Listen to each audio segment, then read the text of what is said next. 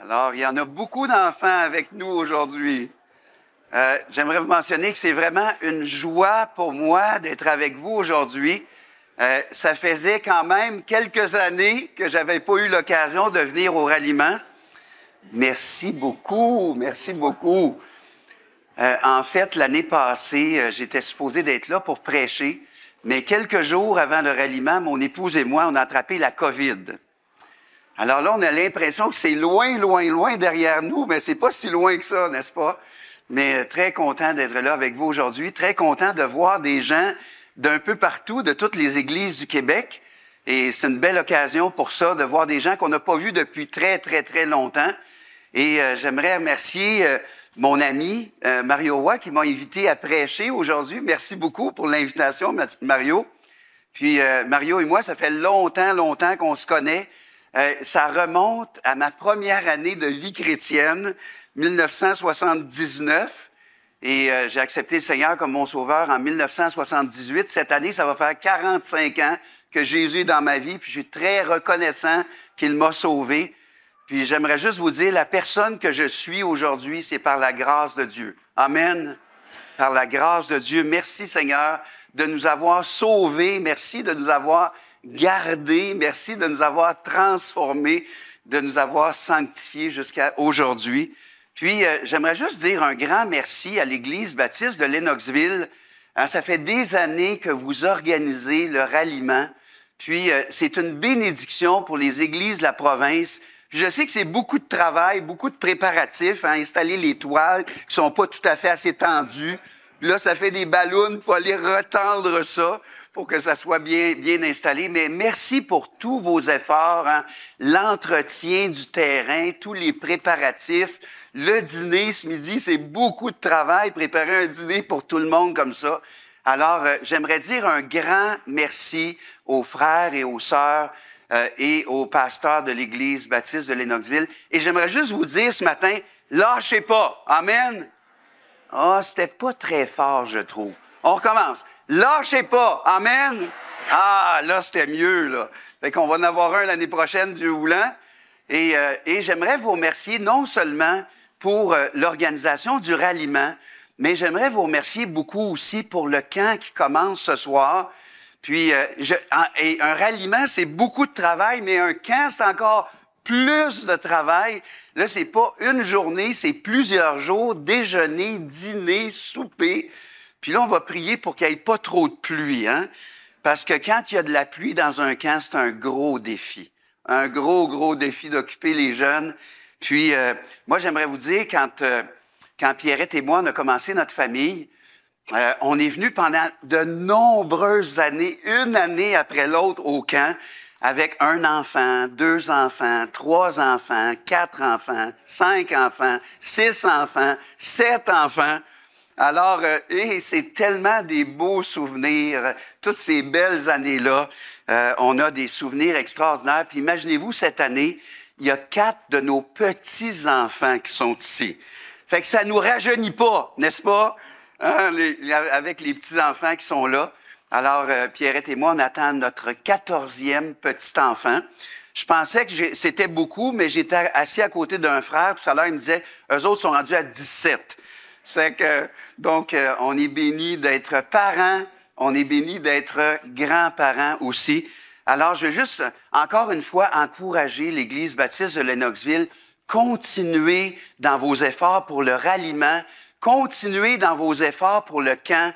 Il y a des jeunes à travers les années qui ont accepté le Seigneur Jésus. Ils peuvent se souvenir d'être venus au camp. Ma fille Juliane, elle se souvient que c'est ici, au camp, qu'elle a accepté Jésus comme son sauveur.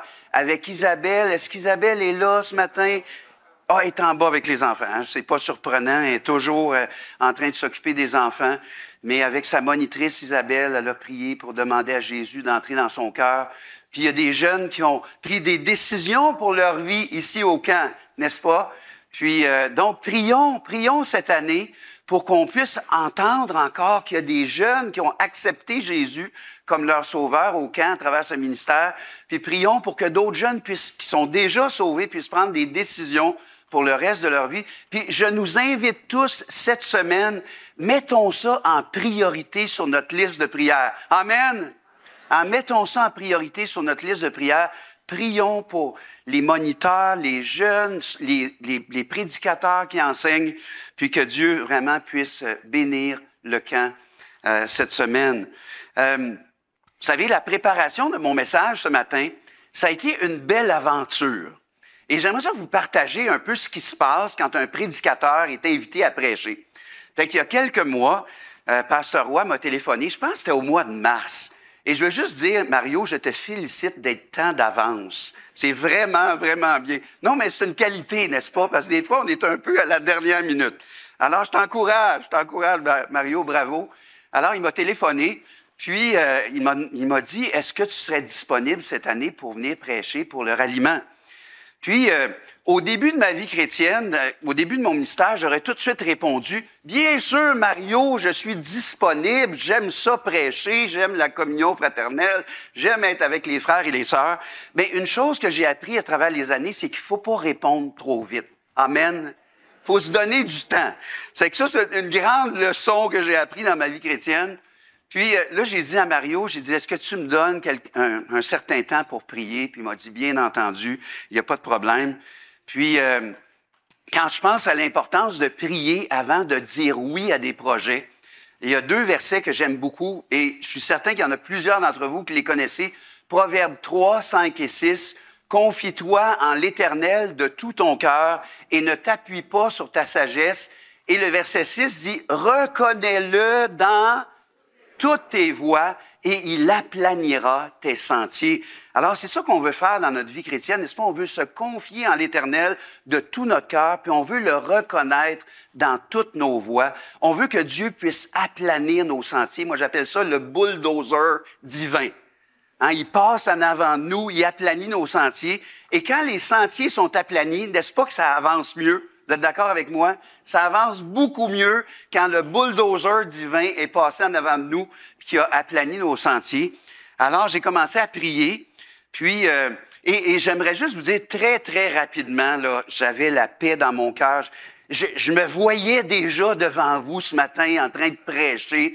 Puis, quand on est appelé à prêcher, appelé à servir le Seigneur, on veut quand même toujours le consulter, mais j'avais vraiment la paix dans mon cœur. Puis rapidement, le Seigneur m'a donné mon texte. Puis quand Luc était là tantôt, puis il a dit, on va aller dans Matthieu 5, on va aller dans les chapitres 13 à 16. J'ai dit, j'espère qu'il n'en parlera pas trop longtemps. Parce que c'est mon texte ce matin. Alors, quand je priais, très, très rapidement, ce texte-là est venu là, clairement, fortement, puissamment à mon esprit avec ce thème influenceur pour Jésus. Puis, une chose que j'aime faire quand le Seigneur me donne mon texte, j'aime mémoriser le passage. Dès le début de ma vie chrétienne, j'ai été encouragé à mémoriser les Écritures. Ça fait 44 ans que je suis sauvé. Puis, j'ai pas arrêté depuis le début de ma vie chrétienne de mémoriser les Écritures. Puis, j'aimerais vous encourager dans cette discipline-là. Ça a changé ma vie. Vraiment, la mémorisation des Écritures. On lit les Écritures, on médite les Écritures, on étudie les Écritures, on met en pratique les Écritures. Mais la mémorisation, c'est vraiment très puissant pour nous transformer. Alors, j'ai mémorisé mon passage. J'aimerais ça vous le citer, d'accord? Matthieu, chapitre 5, versets 13 à 16. Vous êtes le sel de la terre. Mais si le sel perd sa saveur, avec quoi la lui rendra-t-on? Il ne sert plus qu'à être jeté dehors et foulé aux pieds par les hommes. Vous êtes la lumière du monde. Une ville située sur une montagne ne peut être cachée. Et on n'allume pas une lampe pour la mettre sous le boisseau, mais on la met sur le chandelier, afin qu'elle éclaire tous ceux qui sont dans la maison. Que votre lumière luise ainsi devant les hommes, afin qu'ils voient vos bonnes œuvres et qu'ils glorifient votre Père qui est dans les cieux. Je ne sais pas s'il y a quelqu'un qui a vérifié, là. Est-ce que c'est bon? Excellent. Merci beaucoup. Merci beaucoup. Alors, j'ai mémorisé ce passage-là. Puis, je veux juste dire en passant, peut-être vous dites ce matin, moi, j'ai vraiment pas de mémoire, je suis pas bon pour la mémorisation. J'aimerais vous dire que moi, ce que j'ai expérimenté, c'est que c'est vraiment comme un muscle. Plus on s'en sert, plus ça devient facile de mémoriser les Écritures. Alors, je m'étais donné comme objectif, quand j'avais répondu oui à Mario, de pouvoir réciter au moins une fois par jour Matthieu chapitre 5, versets 13 à 16. Donc, je me trouvais un petit temps dans la journée, puis là, je récitais pour moi-même Matthieu 5, versets 13 à 16. Et des fois, je pouvais le réciter 2, 3 fois, 4 fois dans la journée. Mais j'ai ajouté quelque chose. J'ai commencé à prier sur le passage biblique que j'avais mémorisé. Et après l'avoir récité, je priais, puis je disais, Seigneur, j'aimerais que tu fasses de moi du sel qui garde sa saveur. Hein, vous êtes le sel de la terre, mais si le sel perd sa saveur, avec quoi la lui rendra-t-on? Il ne sert plus qu'à être jeté dehors et foulé aux pieds par les hommes. Alors je priais, mon Père céleste, Seigneur, je veux être du sel qui a de la saveur. Je veux vraiment garder ma saveur pour toi. Et là, je continuais à prier, puis je disais, Seigneur, j'aimerais aussi que tu fasses de moi une lumière brillante. Je veux être une lumière brillante pour toi. Et vous savez, c'est bon quand on lit les Écritures, après qu'on a lu les Écritures, de prendre les Écritures qu'on a lues et de transformer ça en prière. Amen. Alors Dieu nous parle par sa parole et ensuite on parle à Dieu sur ce qu'on a vu dans sa parole. Alors ça fait des semaines et des semaines que je récite Matthieu 5, 13 à 16. Puis ça fait des semaines et des semaines que je prie pour que Dieu fasse de moi du sel avec de la saveur et une lumière brillante. Puis, tantôt, je vais vous partager comment Dieu a répondu à ces prières-là. Parce que je me disais, si je peux venir à Lennoxville puis leur dire, « Hey, Dieu il a répondu à ma prière de telle et telle manière. » On a un Dieu vivant, amen, un Dieu qui entend les prières puis un Dieu qui répond aux prières. Alors, juste avant de continuer, j'aimerais qu'on puisse s'approcher de Dieu puis lui demander sa bénédiction sur sa parole. On va prier, s'il vous plaît. Notre Père céleste, on est tellement reconnaissant ce matin d'être ensemble ici et tellement reconnaissant, Seigneur, pour le pasteur Roy et ceux qui travaillent avec lui, Seigneur, et ton assemblée ici à Lennoxville, d'organiser ce ralliement. Seigneur, chaque année, je te prie de les encourager, de les bénir, de leur donner la joie à travers les efforts qu'ils ont faits pour organiser ce ralliement. Et Seigneur, nous remettons cette journée entre tes mains. Seigneur, nous voudrions que tu nous accordes la belle température. Seigneur, selon ta volonté, on a confiance en toi. Seigneur, on sait que tu vas faire ce qui est le mieux pour nous et on va se réjouir de ce que tu nous enverras. Seigneur, on te remercie aussi pour l'Église de Lennoxville qui organise le camp depuis tant d'années. Et bénis le camp qui va commencer ce soir, Seigneur, et utilise ce camp pour le salut des jeunes et pour des décisions qui auront un impact sur toute leur vie. Seigneur, bénis les moniteurs, monitrices, cuisiniers, cuisinières, les enseignants, les pasteurs qui vont prêcher. Seigneur, bénis le déroulement de ce camp et aide-nous tous, Seigneur, d'une manière très spéciale cette semaine, à élever devant toi, Seigneur, les activités qui vont se passer ici au camp. Seigneur, nous attendons à ton intervention. Et Seigneur, merci pour ta sainte parole. Merci pour ce magnifique passage dans Matthieu 5, versets 13 à 16. Et Seigneur, que tu me donnes la force, la grâce de partager avec ton assemblée le message que tu as mis sur mon cœur et que tu as utilisé, Seigneur, dans les derniers mois pour travailler dans ma vie personnelle. Et Seigneur, que comme tu as travaillé dans ma vie, tu puisses travailler dans la vie de tous ceux qui entendront ce message ce matin. Seigneur, je te demande toutes ces choses et je prie, Seigneur, afin que tu sois glorifié, que tu sois exalté, Seigneur, et que ton Fils, le Seigneur Jésus, soit élevé et exalté. Et nous te demandons toutes ces choses en son nom. Amen. Amen. J'aurais besoin de quelqu'un, un monsieur ou une madame, qui serait d'accord d'être secrétaire pour moi en avant ici, pour écrire une vingtaine de mots. Est-ce qu'il y a quelqu'un qui aimerait venir, qui serait disponible? Je vois Jonathan qui étire le pied. Jonathan, viens-tu? OK, c'est bon. Merci beaucoup, merci beaucoup. J'ai commencé à prêcher. Là, je vais avoir besoin de votre participation, OK? J'ai besoin de vous, là. Est-ce que vous êtes prêts à participer? Bon, excellent, excellent. Alors, j'ai commencé à prêcher une série de messages à l'église à Boucherville. Puis la série, c'est les mots ou les titres que nous avons en tant que chrétiens. Tantôt, c'est Luc qui mentionnait qu'il y a une crise d'identité en ce moment. Puis Luc disait avec beaucoup de justesse qu'on n'a pas de raison, nous, en tant que chrétiens, de vivre une crise d'identité. Aucune raison de vivre une crise d'identité. Alors, dans notre passage qu'on vient de lire dans Matthieu chapitre 5, il y a 2 titres ou 2 noms qui nous sont donnés en tant que chrétiens. Souvenez-vous, le premier, vous êtes le sel. Alors, je vais demander à Jonathan d'écrire le sel, s'il vous plaît. Je te dirais à peu près 2 ou 3 colonnes avec à peu près 7 mots dedans. On va avoir une vingtaine de mots. Le sel. Dans notre passage, ensuite, ça dit, vous êtes la lumière du monde. Alors, sel, lumière. Maintenant, là, c'est à votre tour. Pensez à des mots ou à des titres. Moi, dans mes notes, j'en ai 20 mots différents. Je peux vous donner le verset biblique pour chacun de ces mots qui décrivent qui nous sommes en tant que croyants. Alors, juste levez la main. Oui. Ambassadeur, 2 Corinthiens 5, 20. Nous faisons donc les fonctions d'ambassadeur pour Christ comme si Dieu exhortait par nous.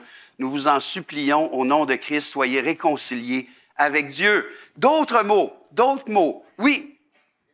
Témoin, exactement. Acte 1, 8.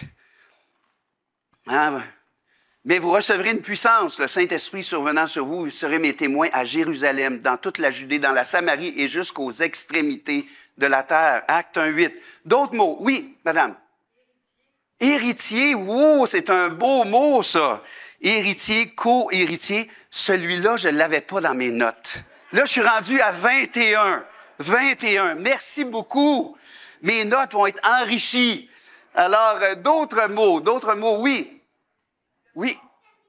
Serviteur, quel beau mot, n'est-ce pas? Quel beau mot.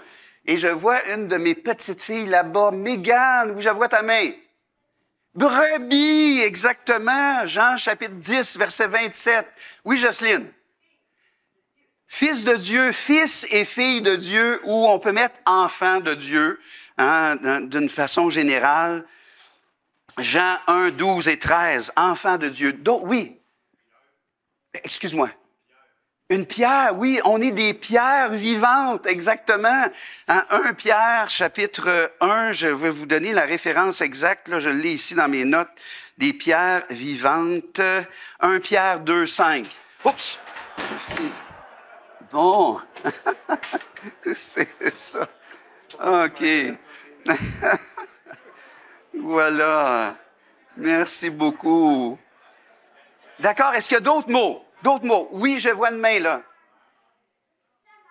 Semeur, oui, on est des semeurs, on doit répandre la bonne nouvelle de l'Évangile. Oui. Justice.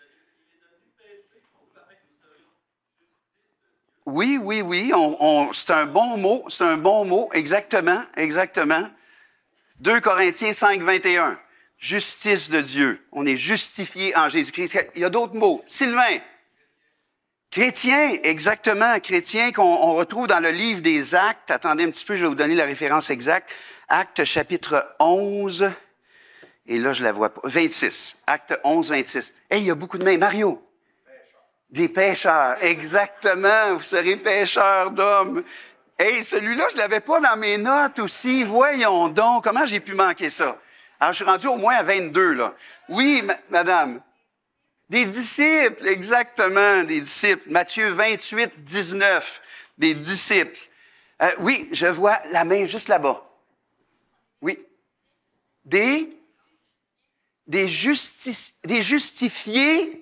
Justifiés, oui, ça va avec justice, mais oui, justifiés. Exactement. J'avais entendu justicier. Alors, oui. Pardon? Des lettres écrites, exactement, des lettres écrites et connues et lues de tous les hommes. Alors, est-ce qu'il y a d'autres personnes? Oui, Daniel.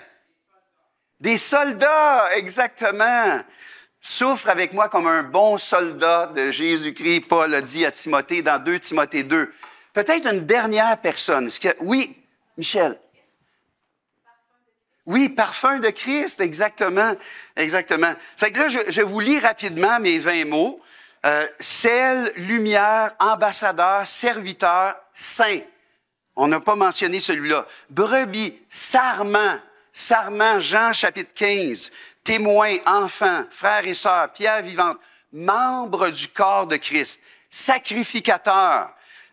Apocalypse chapitre 1, verset 6, disciples, chrétiens, vases. On est des vases d'honneur. 2 Timothée 2, 21, des temples, le temple du Saint-Esprit, des lettres et le parfum de Christ et des soldats. Alors, vous savez, c'est merveilleux parce que Dieu a mis tous ces mots-là pour qu'en tant que chrétien, on puisse, OK, je suis le sel, j'ai une fonction en tant que sel. Merci beaucoup, Jonathan, merci infiniment. Alors, je suis une lumière, j'ai une fonction. Et tous ces mots-là nous aident à comprendre quel est notre rôle en tant que chrétien. Alors, il n'y a pas de crise d'identité, mon cher Luc. Il n'y en a pas de crise d'identité, vraiment pas. Alors, merci Seigneur de nous donner tous ces mots pour nous décrire. C'est intéressant parce que quand vous regardez ces mots, les mots sont en relation avec différentes choses. Par exemple, quand on parle d'enfants, c'est en relation avec Dieu. Quand on parle de membres, c'est en relation les uns avec les autres. Nous sommes membres les uns des autres, n'est-ce pas? Et donc, les différents mots décrivent notre relation dans différentes directions. Mais vous savez, notre thème aujourd'hui, est-ce que quelqu'un peut me dire c'est quoi le thème aujourd'hui? Influenceur pour Jésus. Et vous savez, quand je regarde ces mots-là, j'en vois au moins 5 qui nous identifient comme des influenceurs. Moi, dans mes notes, j'avais 20 mots et j'en avais 5 qui nous identifient comme des influenceurs. Donc, 5, c'est 25% des mots, n'est-ce pas? Attendez, 5 sur 20, c'est 25%. Merci beaucoup. J'étais plus certain de mes mathématiques, là. Alors, qu'est-ce que vous diriez dans ces mots-là qui nous identifient comme des personnes d'influence? Est-ce qu'on pourrait, je vais juste prendre le crayon ici, là, je vais les encercler. Vous dites, ce mot-là, là, c'est vraiment un influenceur. Juste levez la main. Quelqu'un? Oui, Michel. Soldat, exactement. Où est-ce qu'il est, soldat, ici? Hein, un soldat, c'est quelqu'un de visible, d'actif. Est-ce qu'il y en a d'autres mots? Oui, monsieur. Ambassadeur, hein? Les ambassadeurs, c'est des gens qui sont des grands influenceurs pour le pays qu'ils représentent. D'autres mots? Oui, Gerson. Lumière, hein? C'est un mot d'influence. Et c'est ce mot-là qu'on va développer ce matin. Est-ce qu'il y a d'autres mots que vous étiez? Oui, Jocelyne. Témoin, exactement. Hein, c'est un autre mot d'influence. Alors, on est rendu à 4 mots. Est-ce qu'il y en a d'autres que vous diriez c'est des mots? Oui, Linda. Semeur, exactement. Semeur, il est... Ah, juste ici. Un dernier que vous aimeriez mentionner. Oui. Parfum. Hey, hein, quand une madame rentre quelque part, assez bien parfumée, là, c'est comme si le nuage la suit, là. Hein, c'est vraiment, là, de l'influence. Et dites-vous, le sel, est-ce que c'est un mot d'influence? Hein, vous êtes le sel de la terre. Hein, puis je regarde juste voir d'autres mots qui sont des mots. Oui, d'une manière ou d'une autre, vous êtes une lettre écrite, connue et lue de tous les hommes. Connue. Hey, c'est pas une lettre là, secrète, ça, là. C'est une lettre ouverte, une lettre écrite et connue de tous les hommes. Mais j'aimerais juste faire voir que quand on prend aujourd'hui ce thème-là, nous sommes des influenceurs pour le Seigneur.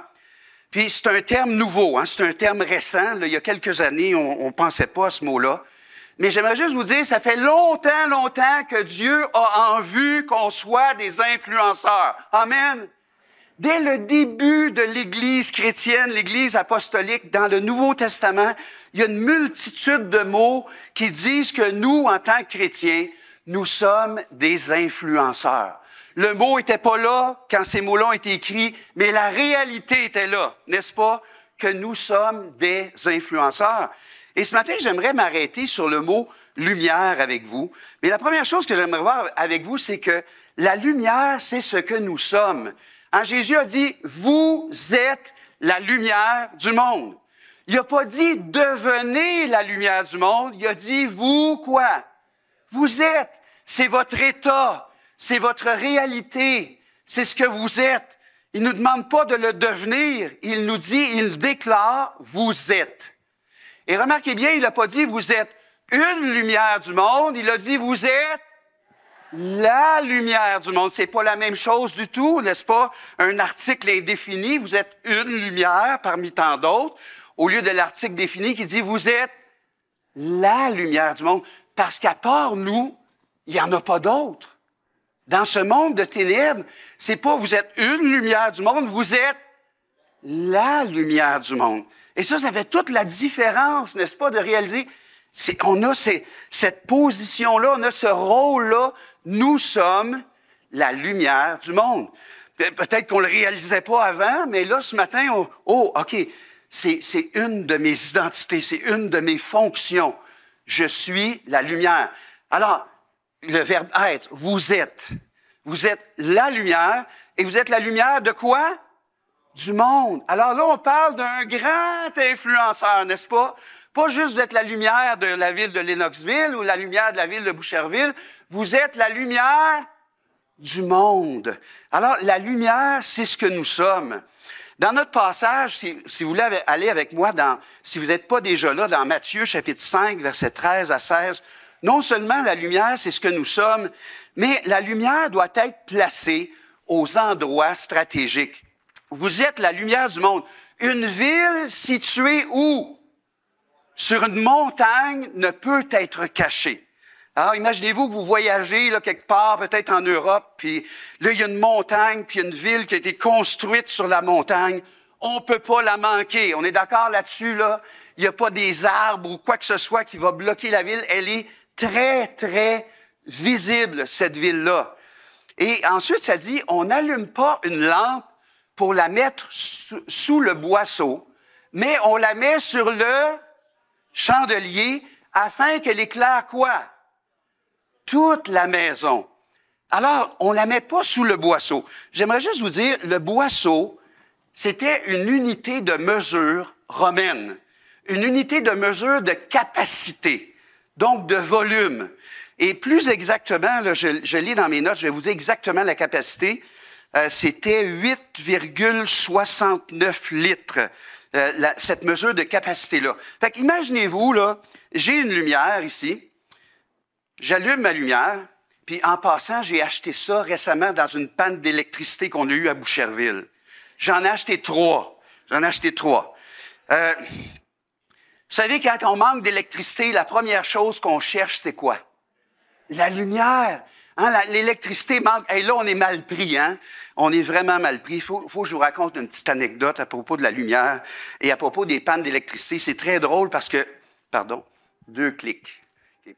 Alors, dans le fond de la cour chez nous, il y a un gros disjoncteur d'Hydro-Québec. Puis presque à chaque fois qu'il y a un orage électrique, ça pète. Boum! Puis on manque d'électricité. Et chez nous, on est un semi-détaché. Et l'autre moitié du semi-détaché est pas sur le même disjoncteur. C'est que là, vous regardez le semi-détaché, il y a un côté qui est complètement noir, puis l'autre côté est tout allumé. Il y a juste un mur qui nous sépare. Puis tu dis, moi, j'en ai pas bien là. Non, c'est terrible. Dans le verglas, c'était vraiment terrible. On se disait juste l'autre bord du mur, là. Elle a toute l'électricité dont elle a besoin. Puis nous, on l'a pas. Il fallait que le disjoncteur soit là, dans le fond de la cour. Puis il est très sensible, on dirait. Très sensible. Il brille souvent. Alors, j'ai acheté ça dans une des dernières pannes d'électricité qu'on a eues. Puis, imaginez, j'allume ma lumière. Puis tout de suite, après l'avoir allumée, je mets le boisseau par-dessus. Dites-moi, est-ce que c'est très utile? Alors, c'est pas utile du tout. On n'allume pas une lampe pour la mettre sous le boisseau. Hein, ça n'a pas de bon sens, là. Mais on la met sur le quoi? Sur le chandelier, afin qu'elle éclaire tous ceux qui sont dans la maison. Quand on allume une lumière, on va la mettre... Vous n'allez pas mettre une lampe dans votre garde-robe, on est d'accord là-dessus? Ni dans votre congélateur. Hein? Mais on veut, tu sais, on s'arrête, puis on regarde la maison, puis on dit, OK, ça serait quoi le meilleur endroit dans le salon, dans la cuisine, le meilleur endroit stratégique pour que je place ma lumière, puis cette lumière-là puisse briller le plus possible. Vous êtes d'accord avec moi? Alors, on la met sur le chandelier et elle éclaire tous ceux qui sont dans la maison. Hein? C'est une lumière efficace, c'est une lumière brillante, c'est une lumière resplendissante. Alors, la lumière, c'est ce que nous sommes, et la lumière doit être placée dans un endroit stratégique. Hein? La lumière, elle est là pour se répandre, pour rayonner de tous les côtés, pour être le plus utile possible. Et dans notre passage, on voit, hein, tout de suite après avoir dit, on met pas la lampe sous le chandelier, mais on la met. On met pas la lampe sous le boisseau, mais sur le chandelier, afin qu'elle éclaire tous ceux qui sont dans la maison. Et le dernier verset, verset 16, ça dit que votre lumière luise comment? Ainsi. Que votre lumière luise ainsi, que votre lumière luise comment? Que votre lumière soit dans un endroit stratégique et qu'elle puisse exercer le plus d'influence possible. N'est-ce pas? Que votre lumière luise ainsi devant les hommes afin qu'ils voient vos bonnes œuvres et qu'ils glorifient votre Père qui est dans les cieux. Et le troisième point que je veux vous mentionner, c'est que la lumière se manifeste par des bonnes œuvres. Vous savez, nous, en tant que chrétiens, Dieu nous appelle à accomplir les bonnes œuvres qu'il a préparées d'avance pour nous. Et j'aimerais que vous cherchiez avec moi, on va regarder rapidement 3 passages, mais regardez avec moi Éphésiens chapitre 2, versets 8 et 9. Vous savez, souvent, on arrête à Éphésiens 2, 8 et 9, parce qu'on veut être certain que les gens comprennent qu'ils ne sont pas sauvés par leurs œuvres. Hein? Souvent, on arrête au verset 9 et on oublie de continuer avec le verset 10. Le verset 10 est aussi important que le verset 8 et 9. Alors, Éphésiens, chapitre 2, versets 8 et 9, ça dit « Car c'est par la grâce que vous êtes sauvés par le moyen de la foi. Et cela ne vient pas de vous, c'est le don de Dieu. Ce n'est point par les œuvres, afin que personne ne se glorifie.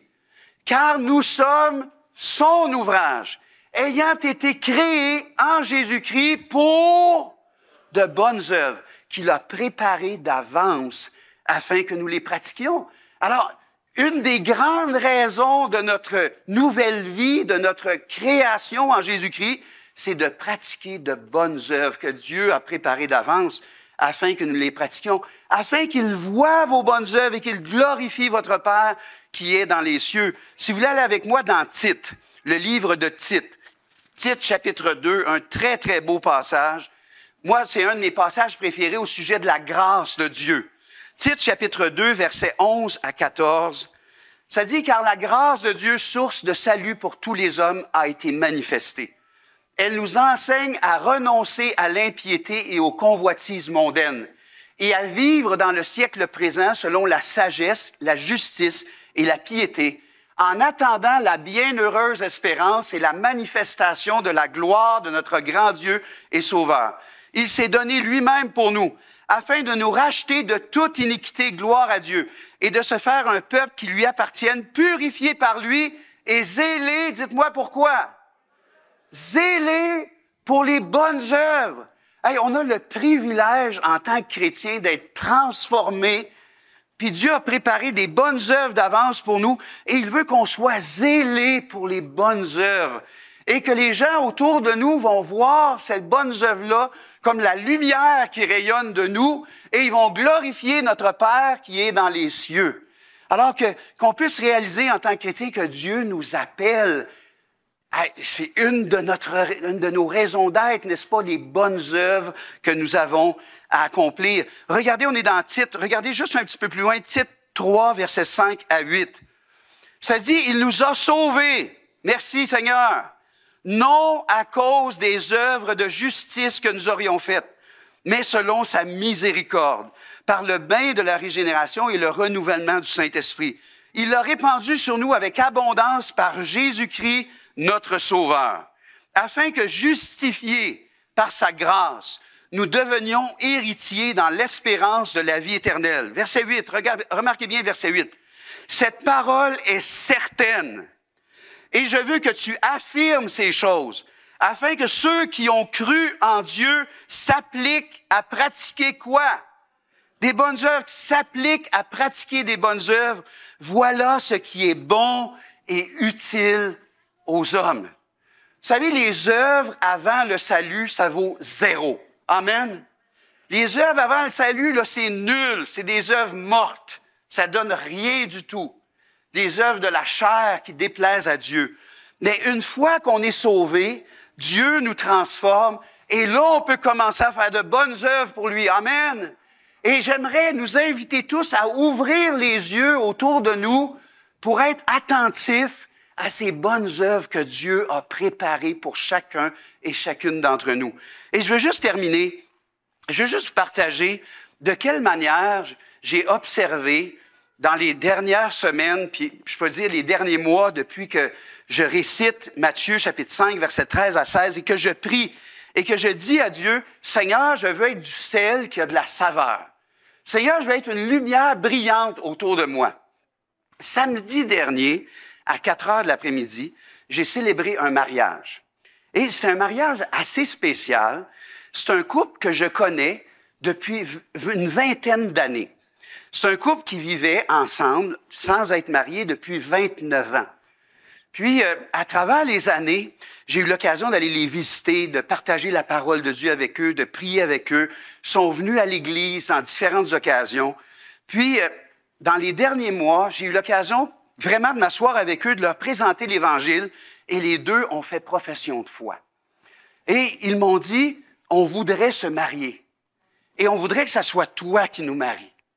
C'est que je suis allé les voir, j'ai représenté comment je faisais ma cérémonie de mariage. Ils ont dit, on aime ça, la cérémonie. Je leur ai dit, est-ce que vous voudriez que je prêche pendant votre mariage? Parce qu'on prêche pas dans tous les mariages. Puis ils ont dit, oui, on aimerait ça que tu prêches pour notre mariage.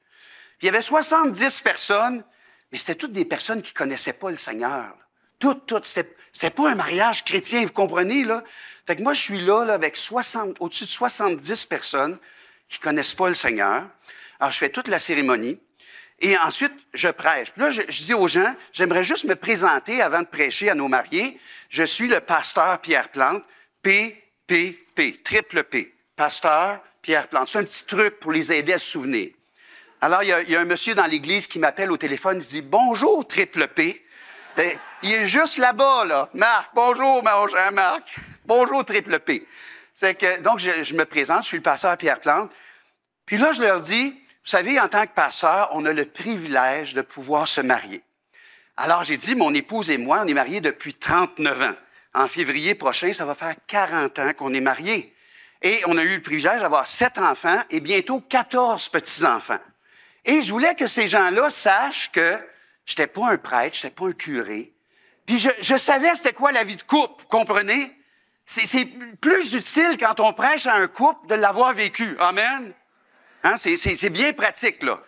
Puis, c'est très utile quand on prêche à un couple qui a des enfants de leur dire « Je suis père de cet enfant et grand-père de bientôt 14 enfants. » Et ça l'a beaucoup marqué les gens parce que la plupart de ces gens-là, ils sont familiers avec l'Église catholique et les prêtres, on sait très bien, ils sont pas mariés, ils n'ont pas d'enfants, donc ils sont bien mal placés pour... ils peuvent le faire juste avec la révélation, mais malheureusement, ils s'en servent pas, là. Mais quand on l'a vu dans la révélation puis qu'on l'a vécu, alors j'ai célébré le mariage, j'ai prêché au couple. Le matin même, j'avais lu dans ma Bible, dans les Proverbes 15-17, qui dit « Mieux vaut de l'herbe pour nourriture, là où règne l'amour, qu'un bœuf engraissé si la haine est là. » Et j'ai commencé mon message en disant « Pour moi, une des plus belles descriptions de la famille, c'est « là où règne l'amour. » Est-ce que vous m'avez entendu? Une des plus belles descriptions, à mon avis, de ce que c'est une famille, c'est là où règne l'amour. Quand l'amour règne, ça veut dire que l'amour est assis sur le trône. Ça veut dire que l'amour est souverain. Ça veut dire que l'amour est roi. Ça veut dire que c'est l'amour qui dirige, n'est-ce pas? Là où règne l'amour. Et j'ai partagé au couple comment je voyais qu'on peut faire régner l'amour dans notre foyer. Après avoir complété la cérémonie, complété le message, les mariés sont sortis, on est allé prendre des photos, tout ça. On est revenu pour le repas, on a mangé le repas. Et après le repas, il y a un monsieur qui est venu me voir, Claude. Et Claude vient s'asseoir avec moi à la table d'honneur. J'avais été placé à la table d'honneur. Puis Claude me dit, « Pierre, c'est quoi la différence entre un pasteur et un prêtre? » Et là, il m'a ouvert une belle porte. Ah, merci Seigneur. Et vous savez, avant le mariage, j'avais prié Dieu, « Seigneur, fais que je sois une lumière. » On recommence. Ça commence avec un B. OK? Fais que je sois une lumière brillante. J'avais fait cette prière-là. C'est que là, Claude est là avec moi. Je commence à lui expliquer la différence entre un pasteur puis un prêtre, tout ça. Puis, là, quand il arrive, il dit, en fait, la question, elle vient de mon épouse, mais elle était trop gênée pour venir vous voir. Fait que moi, je suis venu vous voir. Fait que là, il vient s'asseoir avec moi. Puis, finalement, son épouse s'est dégênée, puis elle est venue nous rejoindre. Fait qu'on était tous les trois à parler ensemble ensuite. Puis, ils m'ont dit quelque chose. Ils m'ont dit, aujourd'hui, tu brillais. Ils m'ont dit ça, là. Aujourd'hui, tu brillais. Et là, savez-vous ce que j'ai dit? J'ai dit, merci Seigneur, j'ai prié pour ça. J'ai prié pour... Vous savez, souvent, on ne se rend pas compte qu'on brille. Parce qu'on est habitué avec nous-mêmes, n'est-ce pas? Mais les gens, ils nous voient briller. Ils nous voient briller. On est la lumière du monde. Hein, on brille. Et j'étais tellement content. Et on a eu une super discussion, au moins 45 minutes ensemble, là. Puis, belle discussion. Mais j'étais content parce que c'était ma prière. Seigneur, je voudrais briller pour toi. Et il m'a donné une occasion extraordinaire.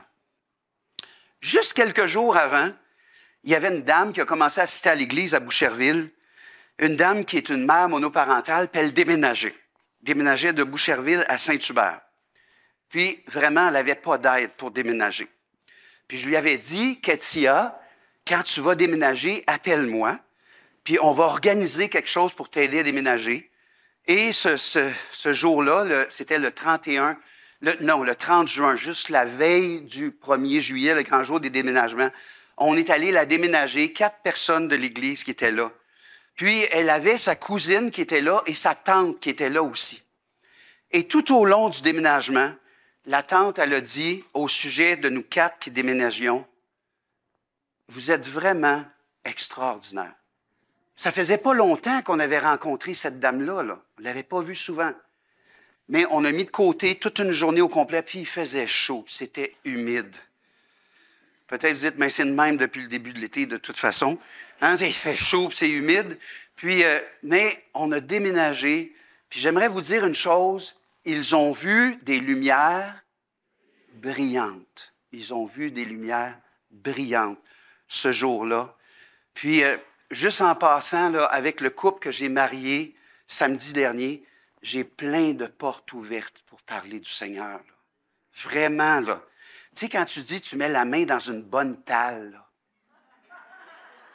J'ai mis la main dans une bonne talle. J'ai des portes ouvertes pour parler du Seigneur. Extraordinaire. Il y a quelques semaines de ça, on a un monsieur de notre église qui est décédé. Monsieur Solage, un monsieur qui était à l'église depuis des années. Puis, son épouse, Marie-Denise, est venue me voir, puis elle a dit, « Pasteur Plante, j'aimerais ça que vous puissiez faire le service, puis que vous puissiez prêcher pour le service de mon mari. » Puis on s'est préparé, on a préparé un beau programme, des chants, tout ça. On a travaillé très fort pour préparer le service. Puis, c'est une famille haïtienne. Et la chapelle du centre funéraire, pas loin de l'église à Boucherville, était remplie. Le bas de la chapelle et le balcon étaient remplis de personnes. Et le service était rediffusé par Internet aux États-Unis et jusqu'à de la parenté en Haïti, en direct. Puis, et après le service, à maintes reprises, Mme Solage est venue me voir et elle a dit, « Pasteur Plante, si vous saviez combien de personnes m'ont dit quel service, quel message on a entendu. » Et je sais que c'est le Seigneur qui a répondu à ma prière. Amen. Je lui disais, Seigneur, j'aimerais être une lumière brillante. J'aimerais être une lumière brillante. Et vous savez, ce passage-là, là, je le prêche aujourd'hui, mais j'ai l'intention de continuer chaque jour à le réciter. Jusqu'à ma mort ou jusqu'à l'enlèvement de l'Église par la grâce de Dieu. Amen. Puis je veux, là, chaque jour dire à Dieu, je veux être du sel qui a de la saveur et je veux être une lumière brillante. Et demander à Dieu de nous diriger vers ses œuvres qu'il a préparées d'avance pour nous. Et elles sont là autour de nous. Si on veut juste ouvrir les yeux. Hein? Puis, vous savez, c'est juste nous qui peut faire des bonnes œuvres. Parce que les autres sont morts. C'est juste nous. Et on devrait se démarquer par les bonnes œuvres que Dieu a préparées d'avance pour nous. Je termine juste avec une dernière pensée. Ce que j'ai remarqué avec mes prières pour les bonnes œuvres, c'est que Dieu se sert de nous beaucoup en fonction de nos dons et de nos appels. Alors moi, je suis un pasteur, je suis un enseignant, je suis un prédicateur. Alors, et j'ai fait un déménagement, ça n'avait pas très rapport avec pasteur et enseignant, mais c'est juste pour dire que chacun d'entre nous, on a des dons. Et chacun d'entre nous, on a des capacités particulières. Vous avez des dons, vous avez des capacités particulières. Et je ne peux pas m'empêcher de voir que Dieu nous utilise beaucoup en fonction de nos dons et nos capacités et l'environnement dans lequel on est. Juste vous donner un exemple. À côté de chez nous, on a un couple âgé. Puis, ils ont de la misère à marcher, monsieur et madame Boisvert. Puis, très souvent, c'est quand la poubelle a été vidée sur le bord de la rue, je prends la poubelle puis je la ramène sur le côté de la maison. Puis ils savent, monsieur et madame Boisvert, s'il y a un problème quelconque, on est juste à côté, là. Vous avez juste à téléphoner. On est là, disponible pour vous. Vous savez, les bonnes œuvres, ça peut prendre toutes sortes de formes. Amen. Juste avoir les yeux ouverts, le cœur bien disposé, puis prier Dieu. Vous savez, on peut demander à notre Père Céleste, Seigneur, Père Céleste, je vois que je suis le sel de la terre, je suis la lumière du monde, je sais que c'est ta volonté que je brille. Seigneur, j'aimerais briller pour toi. J'aimerais briller pour toi. Puis ces prières-là, Dieu va les entendre et il va les exaucer. Amen. Dans 1 Jean 5, 14 et 15, ça dit, nous avons auprès de lui cette assurance que si nous demandons quelque chose selon sa volonté, il nous écoute. Et nous savons que s'il nous écoute, nous possédons la chose que nous lui avons demandée, quelle qu'elle soit. Pensez-vous qu'on prie selon la volonté de Dieu quand on demande de briller comme des lumières? Hey, on est en plein dedans, là.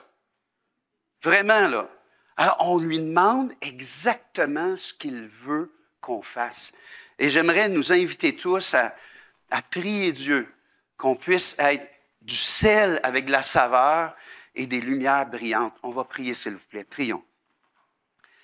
Notre Père céleste, j'aimerais te remercier, Seigneur, de m'avoir dirigé, Seigneur, dans le fait de dire oui au pasteur Roy pour prêcher aujourd'hui. J'aimerais te remercier, Seigneur, parce que rapidement, tu as mis ce texte à mon esprit. C'était tellement clair, Seigneur.